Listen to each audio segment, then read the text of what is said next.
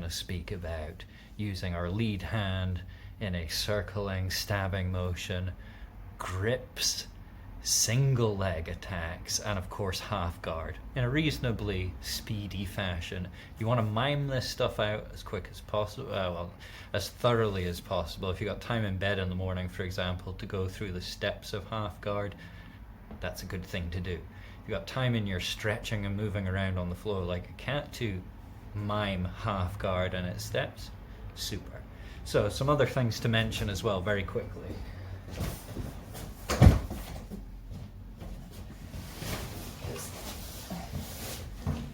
A lot of grappling dummies being advertised on social media and all the rest of that stuff as ways to practice on your own. Great and useful. Here's some tips and tricks, etc., so you don't have to pay for anything expensive. Bob, the base of Bob, the Bob XL, etc., was 500 quid back in 2005 when I bought him, and I've just added to him. So, some things that you can do. You can make a head out of papier-mâché.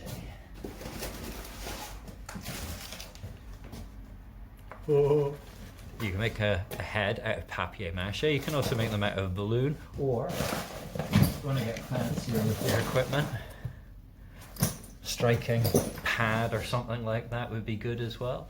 And for its neck, tubing, for arms, you want a solid core, and then to put your body around that solid core, just like a human body would have bones. And this can be also particularly useful at the joints, etc., so you have something to practice your arm locks, your breaks, so on and so forth. So for cheapness, what I recommend is go to B&Q, or you could even use sticks you find in the park. But go to B&Q. Wood isn't necessary. PVC pipes cut to certain arm's length, humerus length, forearm length, all the rest of this, and you can make necks, arms, so on and so forth. For the chest and torso, again, you could use a kicking pad, you could use a cushion, and you could tape it all together, or you could sew it all together.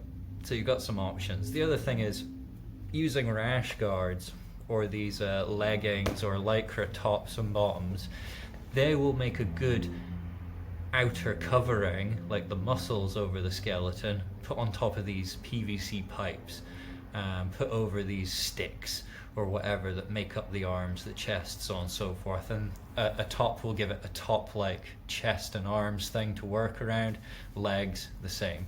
And what we could also do for cheapness on top of that is you can add spare old pair of trousers, old pair of shoes, and on top of your rash guard inside, on top of your sticks or your PVC pipes, or in Bob's cases, matte edging arms, what you can add to that is you can fill that trouser or hoodie top or long sleeve t-shirt or whatever with plastic bags that you've got left over from the shop. They're usually a very good thing to fill it with, and you then tape it all up.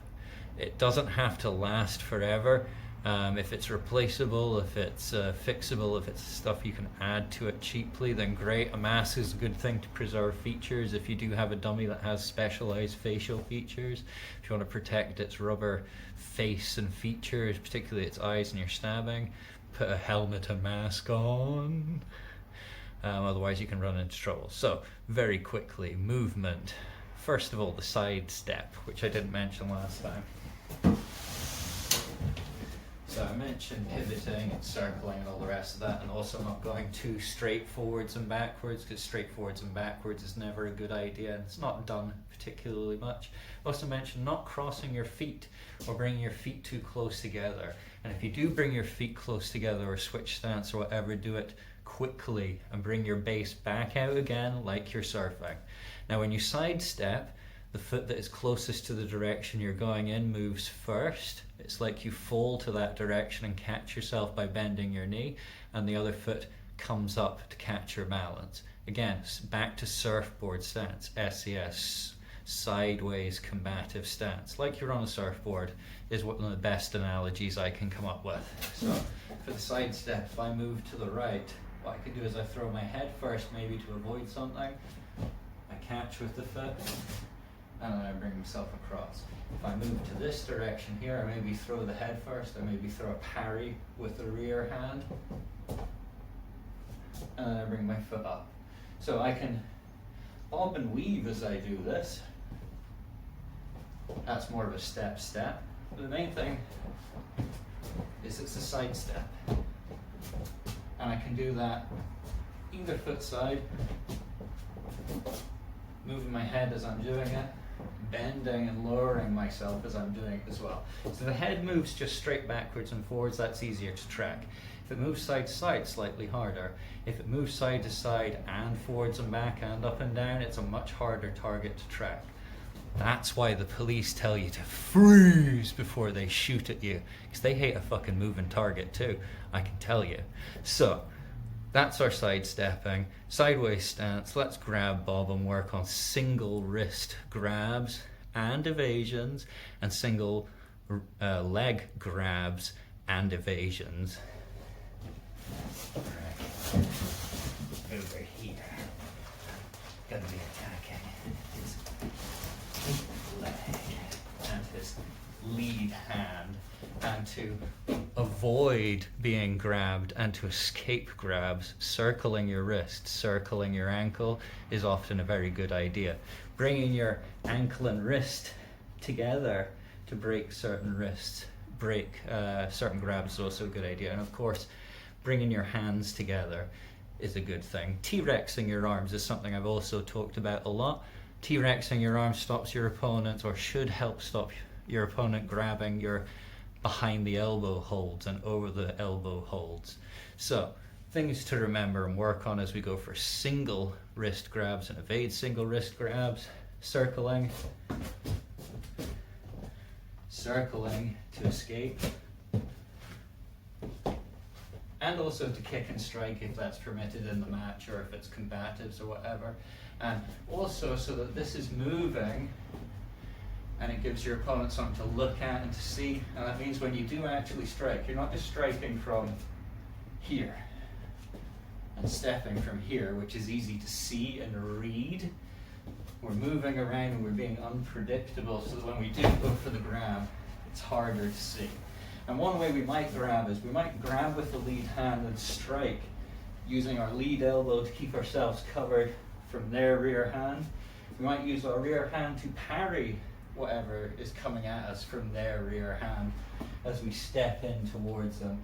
We might use it just to push them aside and go to the leg. And with some people, as I mentioned, you can literally just grab the wrists quickly and use that step round to the back. With some people that will work. Now, if that doesn't work, maybe you get this wrist for half a second before they pull it out. Use it to catch the foot or stand on the foot, and then work to a single leg. Now, when you're doing takedowns, as I mentioned, it's not a good idea to jump into the double leg to tackle people like this. It's like you're funneling knees and uppercuts towards your face. It's best to go for that attack sideways on. And as you go into that attack, deliberately spiking with the elbow into the thigh muscle and deliberately putting that in front of your face, so that if they try and uppercut you as you go into your single leg takedown, you are well defended as you do it.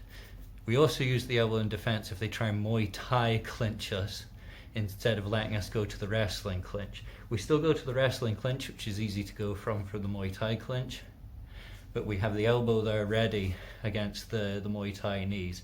And we can also use that to underhook quickly or overhook quickly from that elbow strike. So, only one wrist at a time, as I said. Maybe what happens is, as we get into a pulling, pushing contest, so he pulls back away from the wrist grab and I step up to it, maybe what I'll do to avoid his other hand and to consolidate my hold on this is work my way to the all-important two hands on one wrist strategy. So two hands on one wrist strategy is an awful lot like a two-handed sword hold. If I take the katana, two-handed wrist hold, it's an awful lot like this, and this is a good thing for holding on to the opponent. And if I bring my head, my fifth limb, onto the opponent's wrist, and then work that to the inside of his elbow and then to his shoulder to squeeze and clinch up with him, work my way up his body to a full body wrestling clinch, that's what I wanted. So I'll be coming from here, immediately into there, and here. And as I'm fighting around here, maybe he is trying to grab me and throw kicks or knees to my head. I can use this to block his strikes, and I can also use this to turn myself or move around him as I'm trying to block his strikes and keep myself smothered and covered up. So as I mentioned, for defense, primarily speaking, your footwork and your distancing and your avoiding things is more important than blocking and parrying. After that, parrying is more useful because you can directly counter strike. And then after that you have blocking. Blocking is more dangerous. Blocking is more dangerous because against bigger, stronger opponents, they can punch through your blocks in certain cases, depending on what they're wearing on their hands and feet as well. And of course, if they're wearing full armor, well, it's best to avoid swings rather than trying to block them, even if you have a good shield, blah, blah, blah, blah, blah.